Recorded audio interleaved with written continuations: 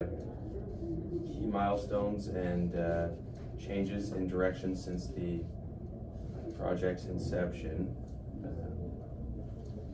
Does anyone have any? Yeah, some key milestones would be they finally got like a partner with Volkswagen. They got a partnership, whereas like a lot of other partnerships they were aiming for kind of fell through because Apple wanted to control the end consumer experience. And I think Volkswagen did agree that they could have that ability to control the end consumer experience. So getting a partnership, especially because they don't have much experience in the automotive industry, is pretty groundbreaking. And with a company like Volkswagen, which owns like Audi, Porsche, and even Bentley, so Apple could make cars in like each specific customer segments, from low-end cars to high-end luxury cars. So I think that's like a big milestone for Apple. I agree. For me, I am thinking of like when the Apple started, they decided to do like for EV. They just decided like in the 2014 and hiring for like 1,000 people for like engineering. And then they just like kept changing the plan and like, oh hey, maybe like we were not ready for that yet, and decided like to do like about like iPhone, iPad, like stuff instead. So I feel like that plan was not like really like stable, and they kept like changing the plan. Like even like they decided like to come back like to continue the project, but for outsiders people, they might think that like Apple in the future they might change their mind again, and that's would be tough for them. Yeah. Like for be like a partner with. Especially like when they first think that they want to do the fully automated vehicle, but then they switch to a traditional one which has like steering wheels, pedals and stuff. I think it would be challenging for that company as well. Yep, definitely important. They also have a targeted potential launch as for 2025, which is a progress in their timeline, despite all the issues that they have. And they're also exploring partnerships with companies, essentially in their direction. I think the most recently, Apple has shifted from an innovative vehicle design to just like more like traditional approach to the technical and regulatory challenges. So yeah, that's one of the key milestone for the Apple right now. Okay. Yep. I think a significant part of the journey has been that there's been a lot of change in leadership, so the direction has changed kind of over time. I think that is good to keep in mind for where Apple's going with this. And also, it looks like they're taking it down from 120 to under 100,000. It's kind of change in who they're going after as a target market. Anyone else? Is there anything else to add? In regards to that, I think like their plans for like battery sourcing also kind of fell through. I think the case mentions that they were trying to get BYD, which is like a Chinese electric vehicle manufacturer, to exclusively sell batteries just to Apple. But I don't think BYD liked the plan, so that kind of fell through as well. Apple had to pivot. Right. I heard that like, they have an issue about the supply chain and a lack of like the battery ingredients. I don't know the word.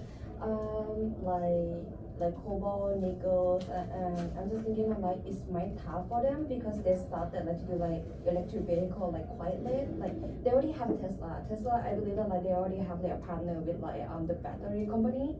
And if we just like jump in there, I believe that like the price is gonna go like really high for us because like we are really new for that. Yeah, it's definitely difficult to develop battery technologies yourself, so that is significant.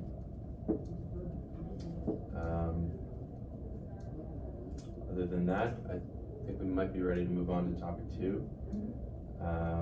So, an analysis on the EV industry. So, I guess we could start with if anyone has any Porter 5 forces. For Porters, I think like there is like very high competition because I think the top 5 companies in the electric vehicle market own about or control about 60% of the market share. So even if Apple was to enter, it would be very hard to get a substantial amount of like market share under their name. So that could be like a driving force. And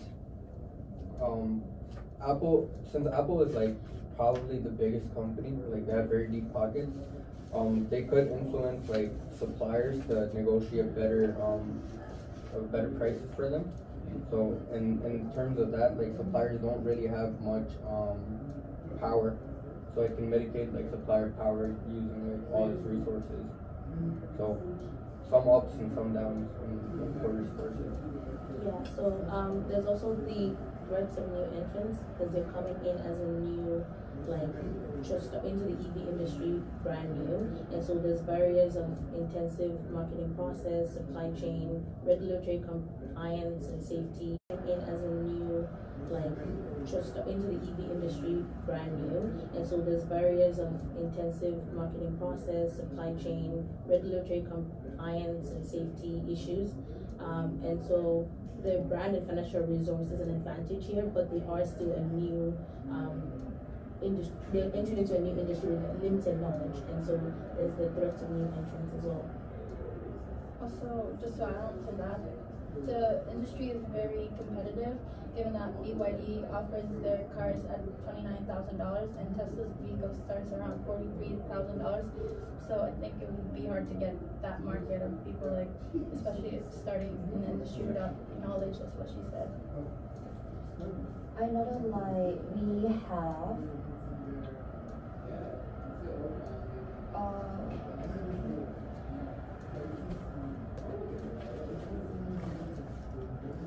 I know that like the good thing that like we have right now is that a strong image because everyone know Apple. Maybe like people use Apple more than Tesla, so that is a good thing. But I believe it's like we have about like the communication supplier that is good like about like Apple, but the thing that is like we do not have about like the vehicle, like especially electric cities. So it would be about like the brand loyalty and technology leadership that I believe that like Tesla still have like better than us, and maybe like other companies do that like it's like hard for us like to beat them. Yeah, I agree with that. The industry rivalry is very high in this market right now, like established player, Tesla, BYD, and Ford, and so many companies are jumping into the EV sector right now. So like, it's very hard for Apple right now to stay innovative and like stay relevant among them. Like you have to be one step ahead of everyone to like be in the EV market, because there's like no chance you can innovate something and like that's gonna be relevant for like even here. It's gonna be something next, somebody gonna adapt the same technology and then they're gonna be top of the game. Like in 2019 when there was a talks of Apple trying to get their car, there was this feature leaked, and it was like rumored to be leaked from Apple, like they wanted their card keys to be on the Apple Wallet.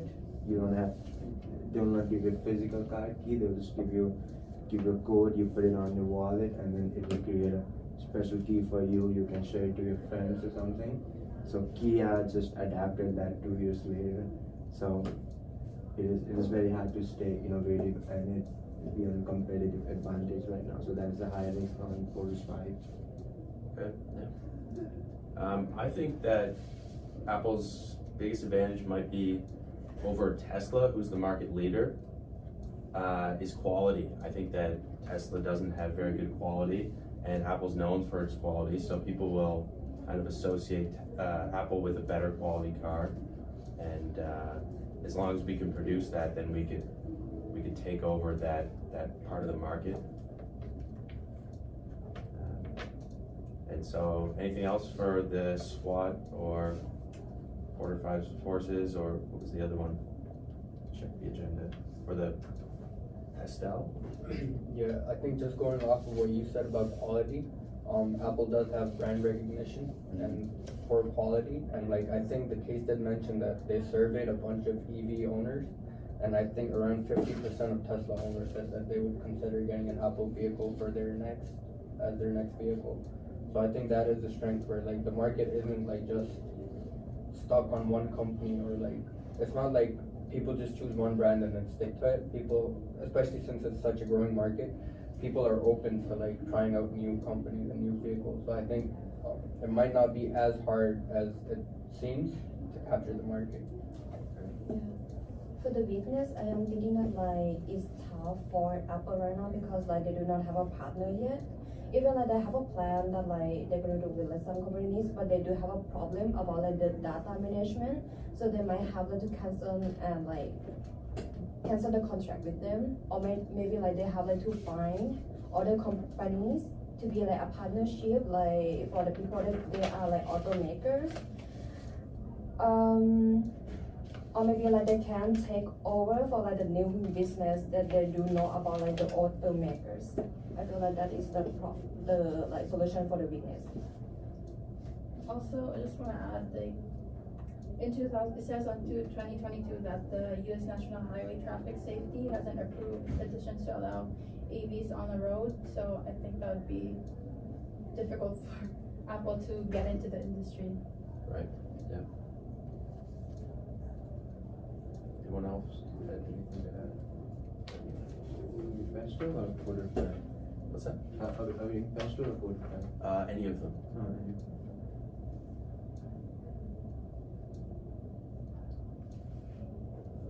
And then also, was noted, we were gonna discuss key players and the competitive landscape. Does anyone wanna start with that? So I think Tesla or BYD actually is the biggest in terms of like global market share, but in the US specifically, I think Tesla is the biggest company. And the way they've positioned themselves is as the first company to actually like go into EVs properly.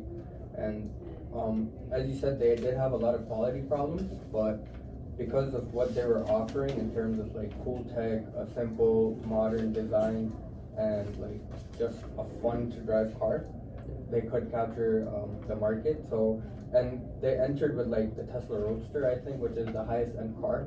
So they specifically focus on like wealthier individuals who had like some money to burn through, and then they got the experience and the data needed for like all the autonomous driving and stuff. And then they started making other models which were cheaper and more like mass produced, so they could focus on a bigger segment of the market. Like as I know, like what you said about like you were talking about USA, right? Yeah. I heard that like in some states, like in each state, they have a different law about like the driving. Yeah. And we might need like to hire like a law professional consultant to talk about it, like because like in some states they might have like a sensitive law about like using like automotive electric vehicles, or maybe like autonomous. So we may need like to like consult with them first before like we decide like for each state. I think our competitive advantage exists in our existing capabilities. Like Apple itself is known for design rather than its hardware integration. Like we design our products and the hardware is done by always some other companies, Samsung and stuff. So we can use that expertise and we can add that as our strength to design a car and like integrate the existing Apple ecosystem, which is why most of our products are sold. So we can integrate our iPhone, Apple Music, iCloud, everything on that car. Probably we can play around it and make the car experience very fun and very easy to use, you know. And that can be one of the things that can make our car stand away from what the competition right now is. Like you walk into an Audi, you have to find a audio cable or like you have to find a cable to hook an iPhone to just to do a iPlay. So you get in, you have your phone in, you don't even need a key, you just go in. The Apple Music integrates it, Siri just plays the best, your favorite playlist. And then on your way down home, she just automatically navigates you through through the maps. It tells you what your to-do list for the day is. So that is where our core advantage lies. Competitive advantage, that could be our competitive advantage, yeah. Just going on off that, another like competitive advantage Apple does have is the amount of geographical data they have. Cause most EV companies, or not even EV companies specifically, just most auto manufacturers, they install cameras and stuff into their cars. So like those cars, when customers drive them, they collect like road data. But Apple owns Apple Maps, which has road data from like all around the world. So you could integrate like the data from that to create a fully autonomous vehicle, where Apple wouldn't have to invest so much or like go through a lot of hurdles to actually get the data, which like other companies have to do. I have that they can stand out based on their designs. They're known for their minimalist design, and so this can give them a competitive advantage if they focus on superior design, both inside and outside, and use that in their branding. That could place them in a good place in the market, essentially.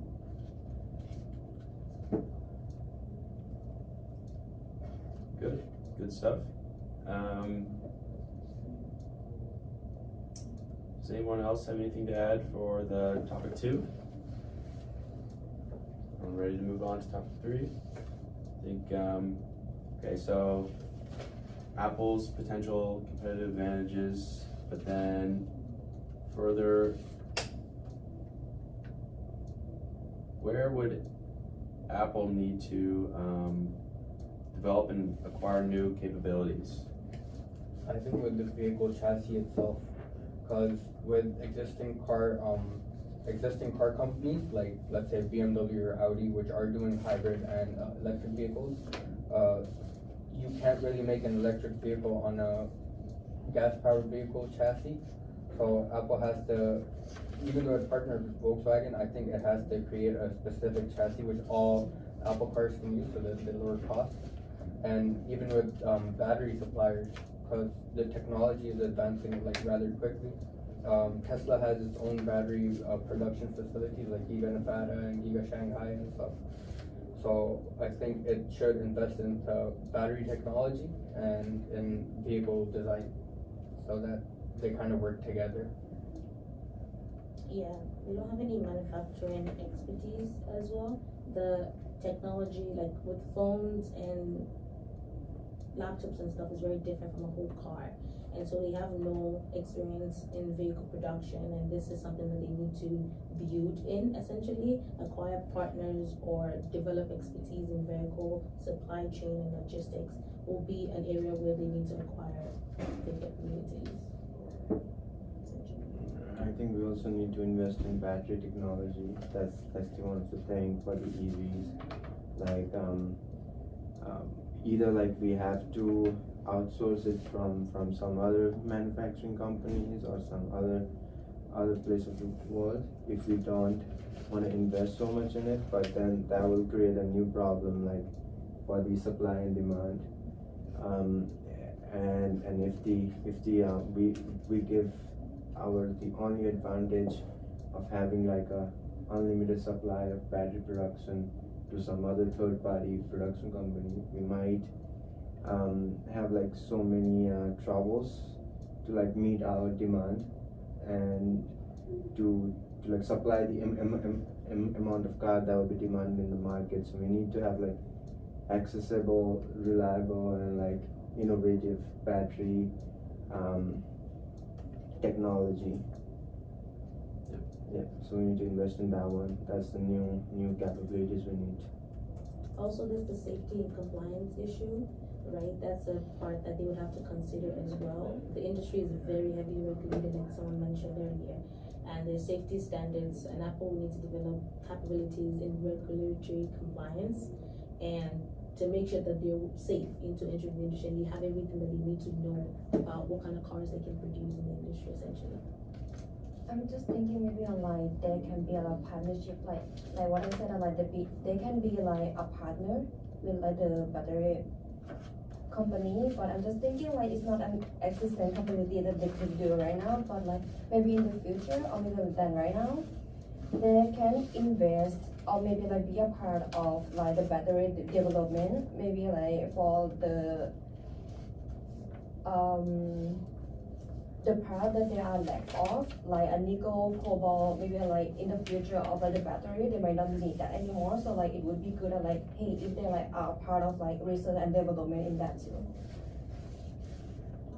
Just to add on what Liz said, given that the electric vehicle industry has kind of like, I would say, a bad reputation, given that Tesla has qualities that are not achieved. So I think that Apple really should invest mainly on safety concerns so that they can combat that, especially that Tesla has already established itself in the industry.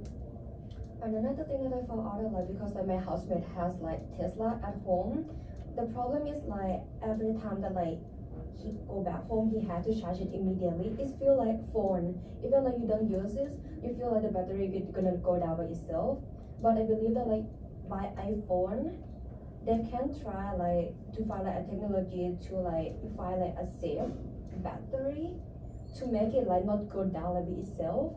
Or maybe like it can like take longer for like people can like travel longer. So it would be better for them for that. Yeah, like what she said, the battery in the case, it's very heavily talked about that the battery is an issue with people that have electric vehicles. It's that they can't, like the amount of time they get to drive, it's very short. Yes. So Apple needs to focus, if they really want to step into the EV industry, they need to focus on developing a good battery technology that would make them stand out. This is something that could actually make them last even longer. And they have some kind of experience when it comes to like the laptop and the phone batteries. They can kind of transfer that into the EV industry. Obviously it's different, but they can transfer some of the knowledge into to make themselves stand out. Yeah. Just to add on to that, not only they need to invest on the battery itself, but the charging stations. Let's say in PEI, I can see like very few charging stations for electric vehicles, which made me hesitant to actually think of getting like an EV. Yeah, and mostly that is travel, like they do not have like the gas station enough. Like, so what about if people travel? So that's mean that they have to come back home every time, like if they need like to charge their like car. It doesn't make sense. Yeah, I think those are good points. Yeah, to add on to that, yeah, like I said, we need to have like a specific battery technology team on house to do that, and also sometimes it's not very feasible to have our own charging stations like every place, and the reason like PI doesn't have so much of charging stations is that it's of the population of Ireland is so low, and then the most of the EV hasn't like entered the to like general public, although that province has its set agenda that they want to go 100% electric by 2025, which is just for the government organizations, school buses, and then government vehicles and everything. So whenever you go to the government building and like government properties, you will find enough charging station. I think that is able to handle the charging capabilities for the enough EVs they have in the province. So that's the reason they don't have it. And a company cannot go on to every place and keep on building the charging stations. Another reason is that it's not also financially feasible for the organization to do that. Like there are so many places you need to do it, and then the financial constraint is what comes into place. But then that should not be even the worry, because there's always too many EV cars, and like they have already established it for the other cars. Like Tesla, if you go to States, I think on every 200 kilometers or something, there's like a charging station. So that is already integrated. We just need to work on that and make it better. Like I found our problem about like the gas station that like we cannot make it like too far away or maybe like too close like by each station, because if you make it like too close in each station, I don't think like Apple can afford for that. So I'm just thinking that like maybe do an app to show the customer that like what location that they have for like electric station in each like gas station like, for customer to know that like hey where they can go to charge, or maybe like they can estimate like the how long they can drive to be at next station. So I think Tesla already has that. So if you put a destination on Tesla, like you want to go from PI to Toronto, it will show you where you need to stop and you need to charge. Oh, okay. So like these are the technology. As I said, like the first mover advantage have already done it. Like they had the competitive advantage and they did it. All we need to do is like take it and then integrate into our Apple system. Yeah. Because as I said, Apple's strength is not creating a thing. Its strength is to integrate it to its ecosystem and like make it way more better and user friendly. Like if you see like on the phones and everything, Apple is not the first company to get 48 megapixel camera or like get a VR or get a full screen or get a face lock. But whenever they get it so much nicely and they integrate it into their system so flawlessly that everybody starts talking about that.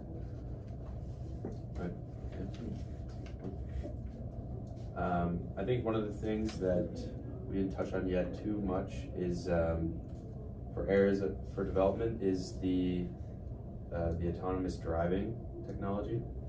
I think I mean that's obviously kind of a long-term thing, and I know Tesla's already going for that, but it's probably a long ways away. But if we could secure that before Tesla or another competitor does, then that's a huge advantage, especially for like pushing legislation. If we can prove that we have a safe model, then that would be a big step.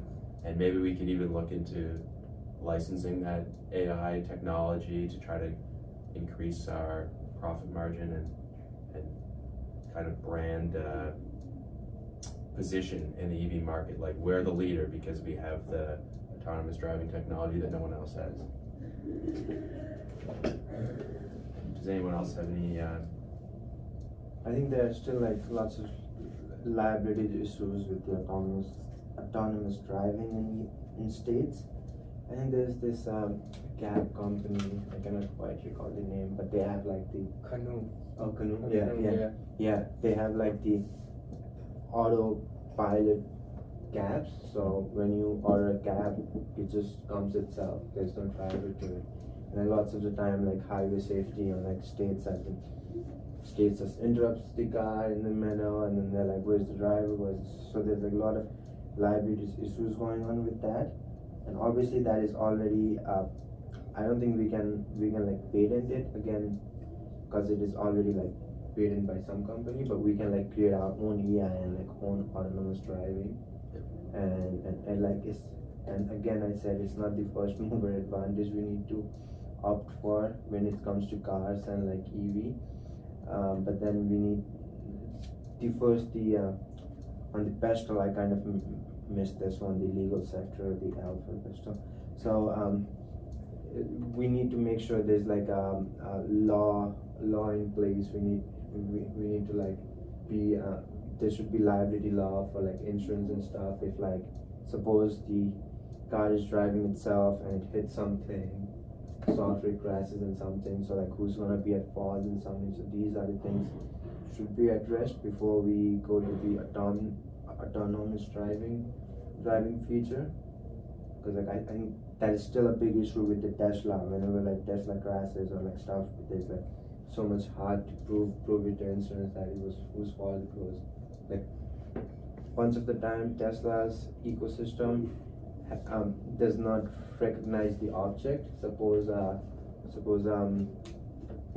even a small leaf passes through the sensor, sometimes if the sensor falls and it registers itself as like a passing truck and it just stops the brake and you cannot move again and the car from the back just hits you, like who's gonna be liable? So those are the issues we need to get in place with all the top insurance provider, and then even the lawmakers. I think the most challenging aspect of this would be to get a law established in states itself, because I think that's the one of the most EV focused market. We can sell our most of the EV there compared to any other place in the world. And then it is hard for us to prove it to Congress in there that it's gonna be some safe feature on the highway. Like about the target market, I believe that like if we can do like better than Tesla, I believe that like most people that like they're gonna pay attention for like the Apple EV.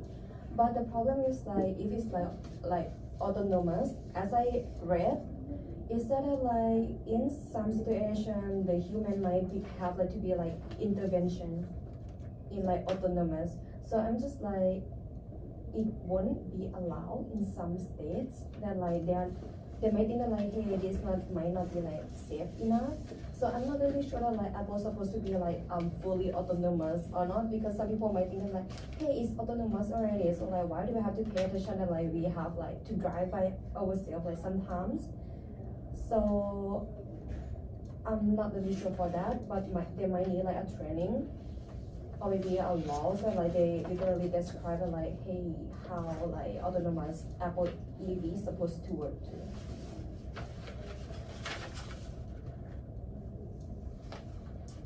Does anyone have anything else to add on to that? Okay, and for topic 3, does anyone have any final comments or anything on just kind of existing capabilities? Or I think we've already kind of covered a lot of that pretty well.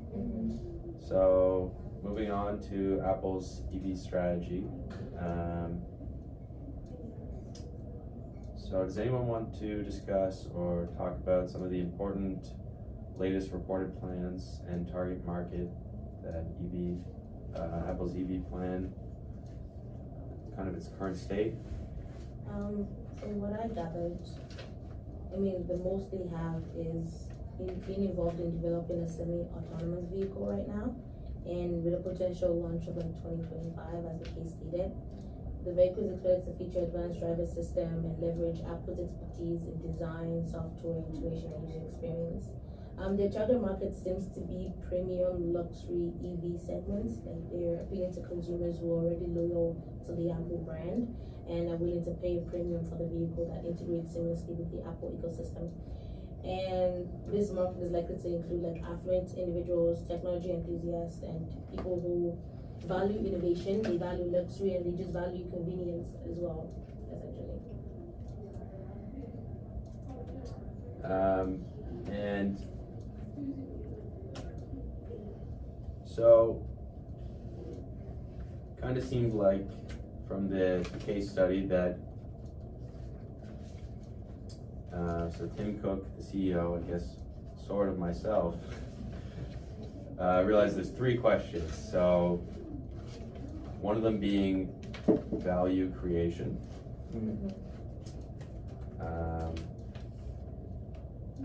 So I thought that Apple could potentially create significant value through its expertise in user experience and software integration.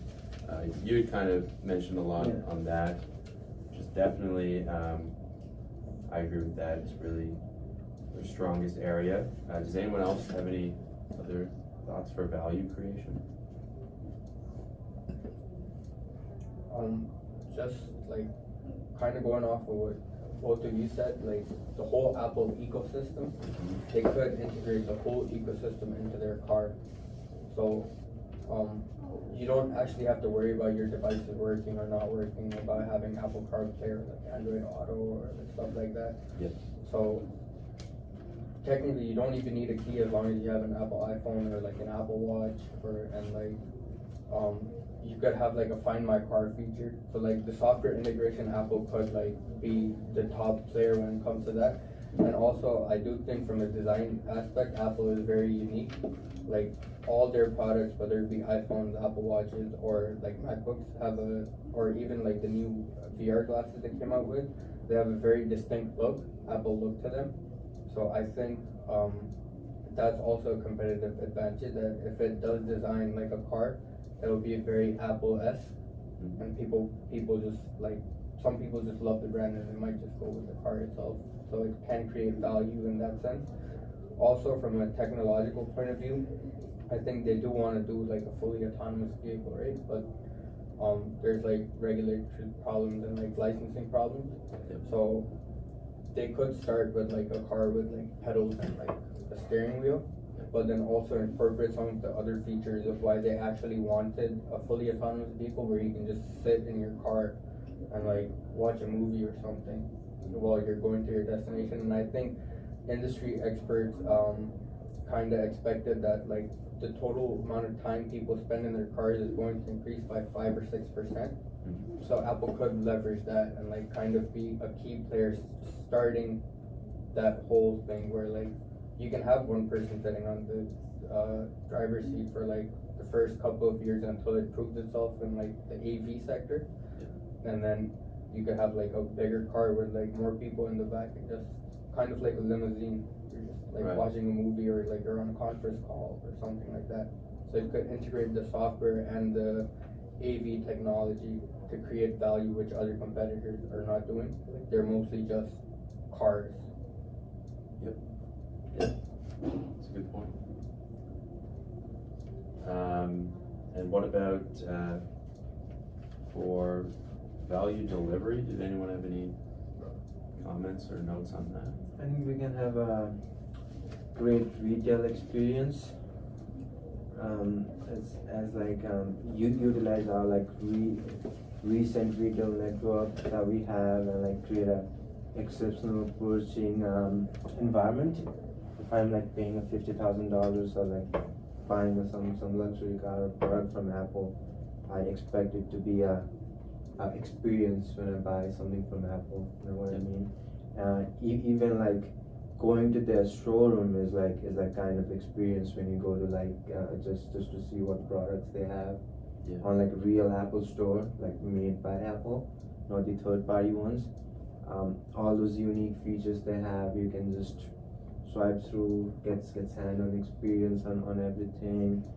Yeah, so if we can do something like that, we can do we can have like VR, we can integrate recent virtual reality that Apple has, and then you go to a showroom, they just put like VR headset on you, and then you get a whole like experience, like how it feels to be on that car, and when it's on the road driving and everything, so what the features are and everything. And then the service and support can also be obviously a good thing for the value delivery that we have a right now.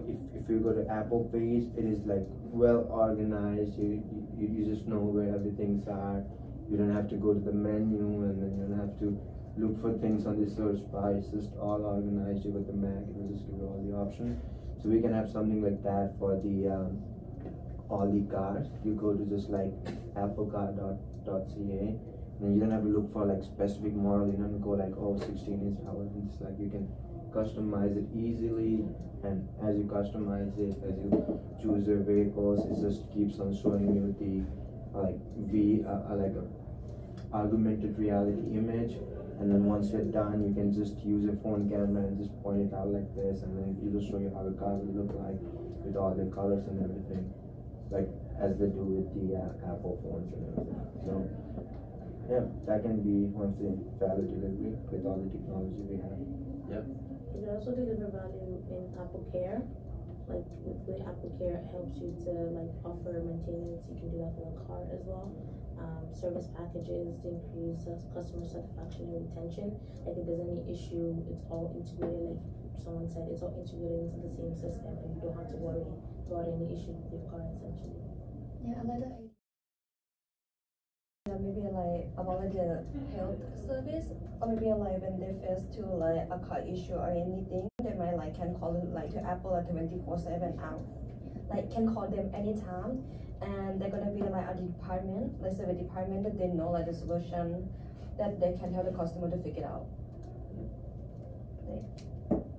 Also, to add on what he said, right now Apple is like a personalized experience to say those older people who are not really aware of the technology, their employees dedicated to teach them. So I think it would also be good, like say older market, they want to try and invest in a EV vehicle, and then they would have a specific person dedicated to that customer to teach them on how to use this product. Yeah, that's interesting. Interesting idea, for sure. And how about for value capture? Does anyone have any ideas on that? I guess subscriptions is what I put down here. Yeah. They can have recurring revenue streams of integrated services and subscriptions on their systems. And they capture more value from sales of accessories and apps and services that are directly linked to the vehicle and directly linked to the ecosystem as well. I was also thinking about insurance. Yeah. Like, since you have Apple Care, you could like have an Apple insurance as well. So instead of going to a third-party company and getting your vehicle insured, you could have a dynamic insurance, more specifically, where like you could take, cause if it's an Apple insurance, you can take into consideration many things, like what time of night, what time do you drive, how much do you drive, do you wear a seatbelt, do you have passengers? Yeah. Like, so if you're in a fully autonomous car, you can collect all that data, you can give your consent to Apple, and then Apple can dynamically price your insurance, so you might be able to get better insurance prices. So kind of takes Yeah. away from the other companies and you get more value out of the product. Yeah, that's a very interesting idea. Actually, I never actually considered something like that. And they could probably like regulate your speed or check, Yeah. see how fast you're going. And I guess they would actually have access to everything if you're blowing Everything, stop yeah. signs or anything like that. So it's a good point. Yeah, we can do like a subscription for like, we can introduce Apple Care Plus or something like that, and then it just gives you the personal pricing on the way you drive. There will be like a $99 first activation fees for that, and then as you drive, it just sees how you're driving, or like we can have like a starting price for like standard price for Apple Care Plus, Yeah. and then that would be the industry average of what other insurance company has for their like insurance and stuff, and then we can just change it the way it goes, the way they drive, and it can be down, it can be up, but like there's like a certain price for the very first time when you take the Apple Care services. And then we can do subscription on software updates, on features, and like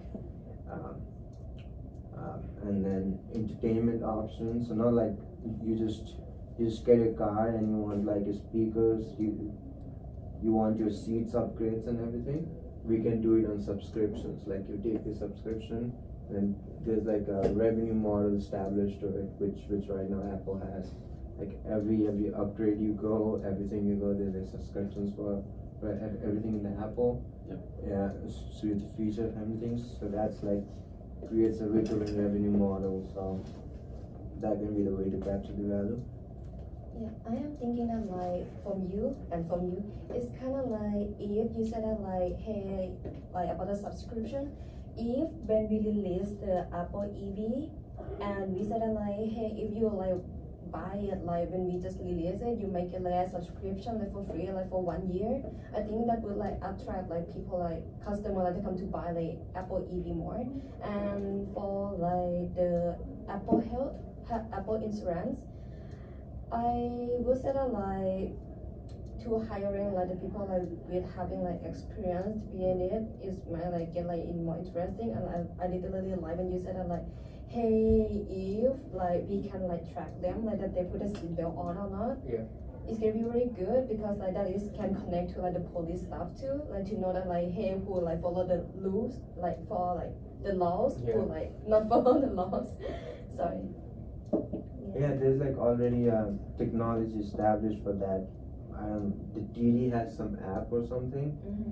Yeah, they can like track some of those. I don't know if they can track if I wear a Yeah. seatbelt or not, but they can track like speeds and everything. I Or believe like something that they have the app set up, and then somewhere in the state there are some insurance companies that can literally like know what you're doing and everything, and that makes your pricing variable. Yeah, we can do that. We can use that. Apple can buy that existing technology and then just like improve it and like be it on our phone and everything, that will just be there. And then when the people buys the Apple EV, and then when they pay for it, it's just the software just gets activated, and we can have a track on that one. I'm just thinking that like for like the EV seat belt, I believe that like I think Tesla they have like a sensor when people they sit there. So and in some cars they're gonna put like the noise that like when people like they don't put the seat belt on. So I believe that like we can track that. Yeah, If like the driver they don't put like the seat belt on. yeah, I think that's been in the cars for like years and years. Yeah. The noise feature, but then tracking like if the people is driving safe or not.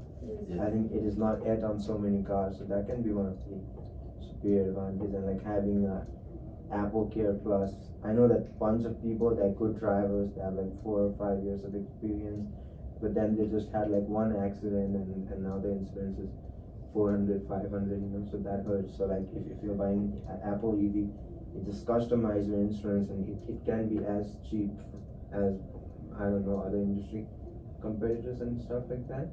Right. Yeah, they can be there, but then we can definitely not provide anything for free when we launch EV. Yeah. Because like that is where we have to capture value. We are providing a premium product, and we need to have like every modification, every software update, every feature should have a cost. Yeah, for sure. I think that's what put us up way ahead from other smartphone companies right now.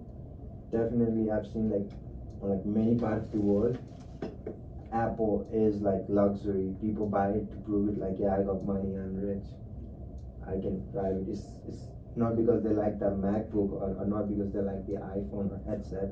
I think there's way more better laptops, phone, and headset available in the market for like people like, hey, I have Apple.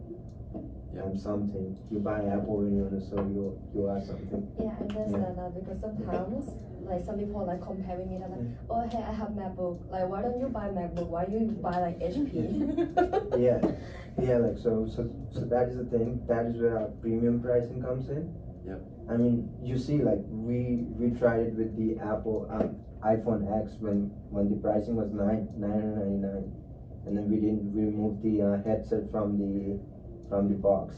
Everybody in the industry was like teasing, like this is not how the like marketing works. They don't provide headset and charger and everything. Now like 3-4 years down the road, everybody's following us. Everybody's trying to put the premium pricing. Everybody's trying to push subscriptions on their phone and like upgrades and everything. So that's where our like value stands at in the market. I am thinking that like the reason that people use iPhone or like Apple brand, I think like it's kind of like a trend too. Like when we see that like, hey, when other people have it, oh, it's luxury, you look rich, or maybe. Yeah, there's the thing. As I said, like, geographically, if you see it, not in the States and like Canada, like in the Northern America, but you go to Europe, you go to like Asia.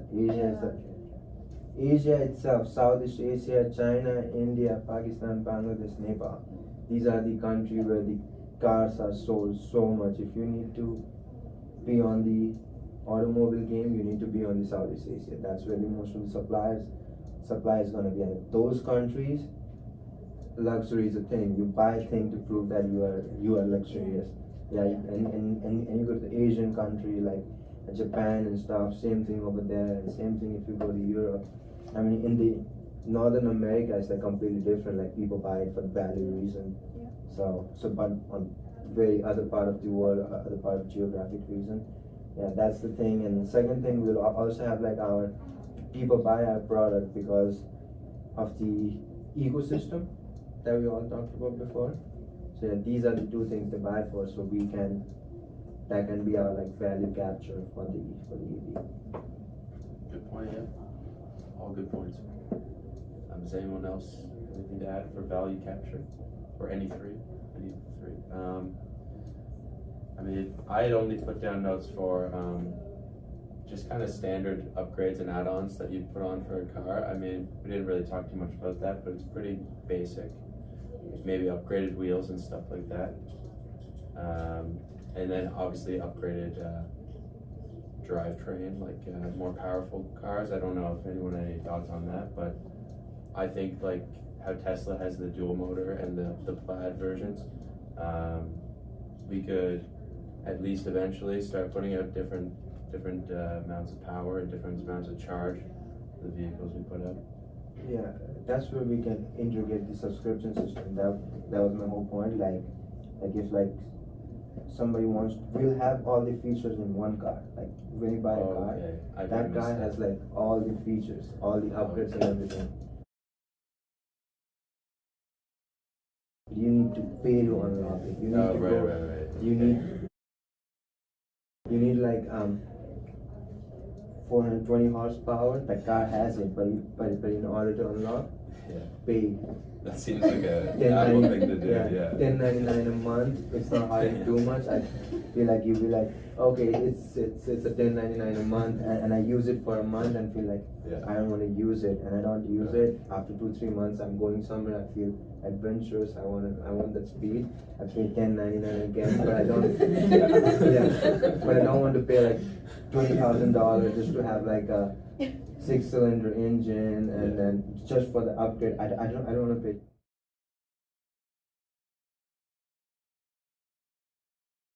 $20,000 for the feature. I like literally use 2 times a year, but I'll pay like $30 a year just to get it. So that's what I was trying to say when I was Yeah. talking about subscription model. Okay, Yeah. I kind of missed that. So Yeah. everything included in the card, that does seem like an Apple thing to do. Yeah. That's good. Then like that also like creates on the psyche of the consumer, that like they'll be like, yeah, my car has everything. They can like, you know, there's like luxury seats and everything. Like all obviously the luxury seats and like interior will be upgradable. You have to pay like not the subscription but the actual money, like when you buy a new car, you can get a leather seats and stuff like that. But Yeah. for the music system and like all those upgrades and power things and everything, Yeah. you can have a subscription model to it. Yeah, and one thing that I found about like Apple industry, I feel like all the products that they have, all of them they are connected. Like for example, I have like HP laptop and I have like iPad. I want like to send like the picture. I have like maybe like I have to send like by my Facebook, by my email. But like if I have like MacBook, I might can be just like AirDrop. And it's the same thing like if we like use Apple service connect to like the Apple EV, it might be like save money for like Apple that like they do not have like to pay like for like all the industry services. Because I know that like Tesla they have like AI in it too, and I heard that like hey it's Siri too if like they would like to order something, and I believe that like Tesla they also have like to pay for us if they would like to use like Siri in it. And then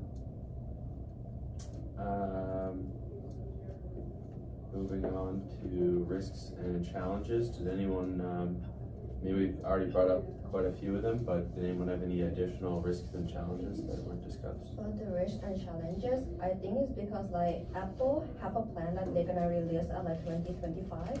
Even like they plan like that for a while and they cancel it and they like come back to do it. But actually they do not have like specific date or like year yet that they're gonna release. And it might be like they might release like in like 2026, that is still like possible. But the problem is like if they like release is like early, maybe like 2025 when they are not ready, they're gonna might be like a problem later. But like if it like they release like in 2026, I believe that like about like the battery or like battery stuff, they might like go high. And the price might go high too. So I think like the competition is gonna be like higher. Okay.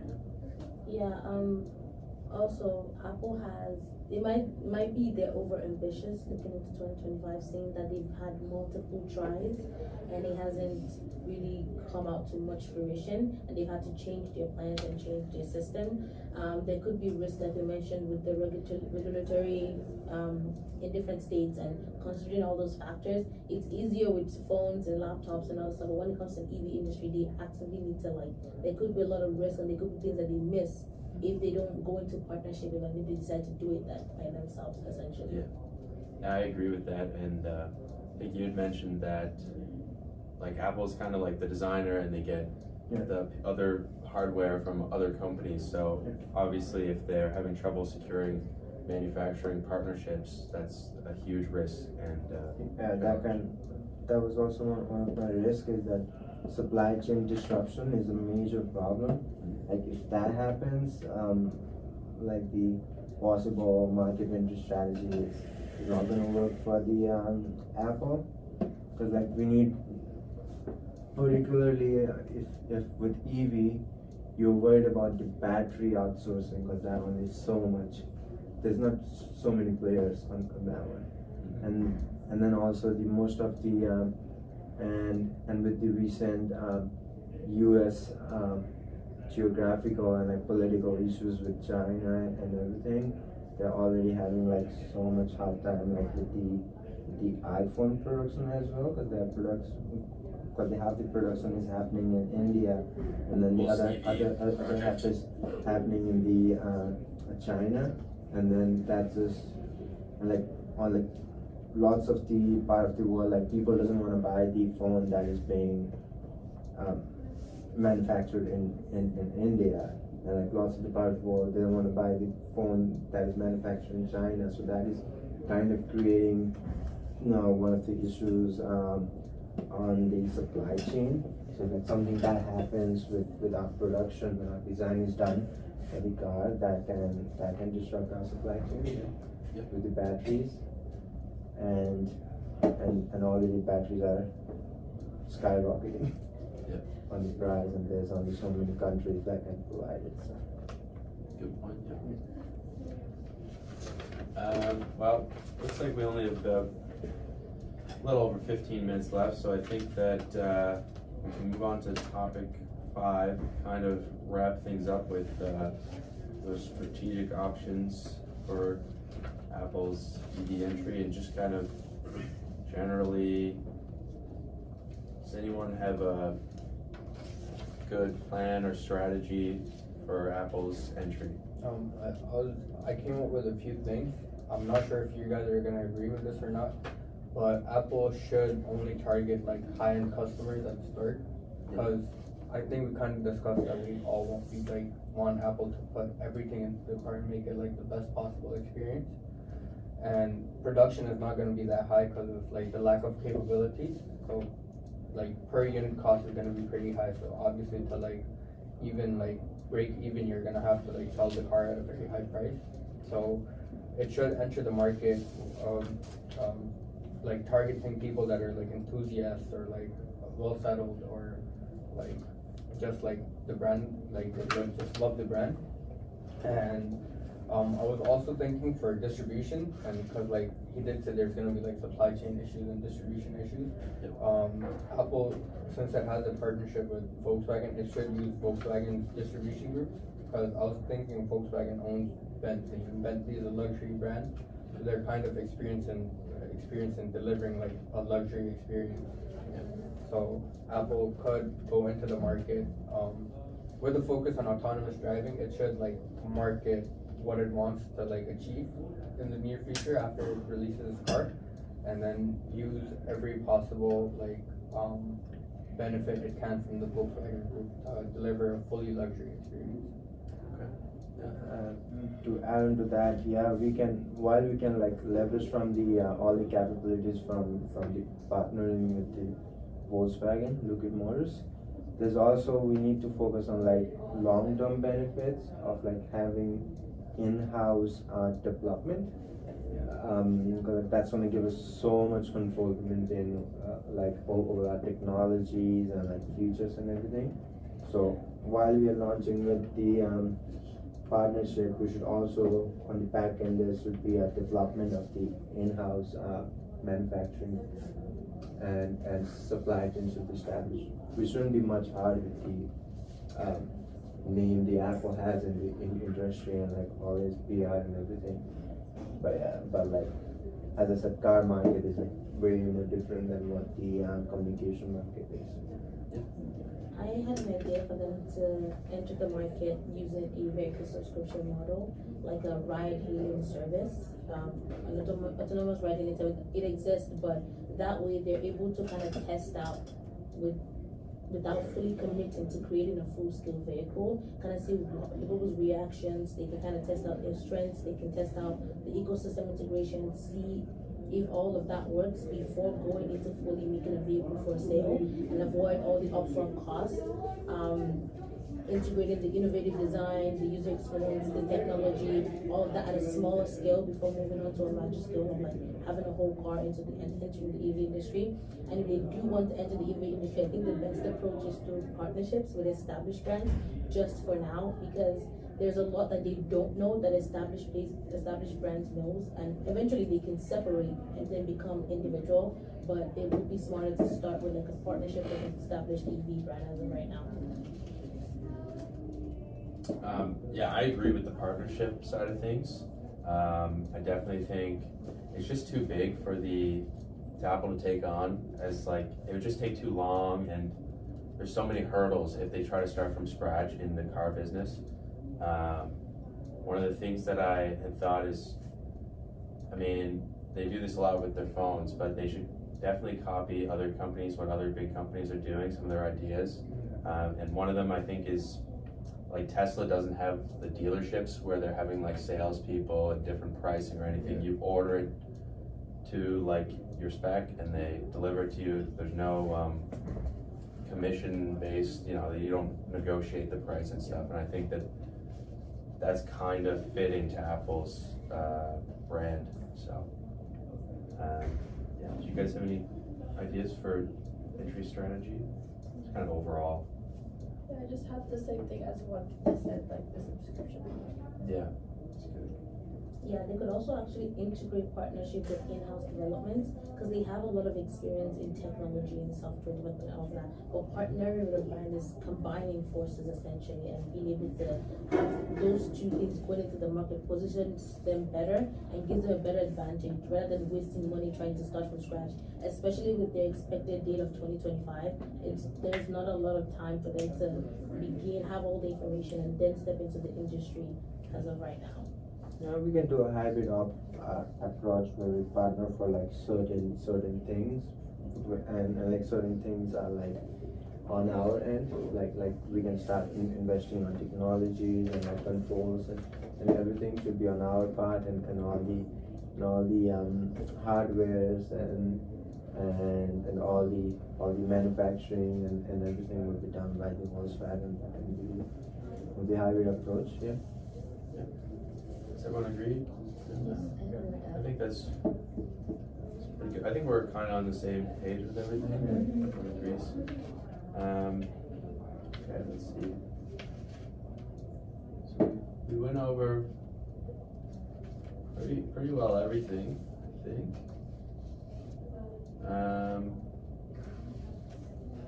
Does anyone have anything else to add? I'm just thinking for like the product, like are we in topic right now? Yeah. Yeah, for the product, like is it like that should Apple like enter the EV industry? I believe it's yes, because the government they do support. We might can find like ask them for like a subsidy for like the research and development, like to find a better result. And so does everyone agree that they should enter the EV industry? 100%. Yes. Yeah. Okay. I think some countries have already set plans to have like I think Canada has a plan to like have 50% of sales in the automotive industry as a whole just be EVs by 2035. And I'm not sure which country, but there is one European country that wants to go fully electric by 2050.